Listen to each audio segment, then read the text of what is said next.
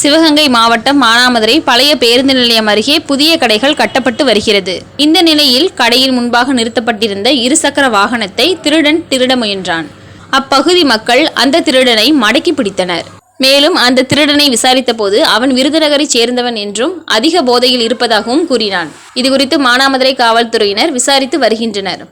பட்டப்பகலில் இருசக்கர வாகனத்தை திருட வந்த நபரால் அப்பகுதியில் பெரும் பரபரப்பை ஏற்படுத்தியுள்ளது.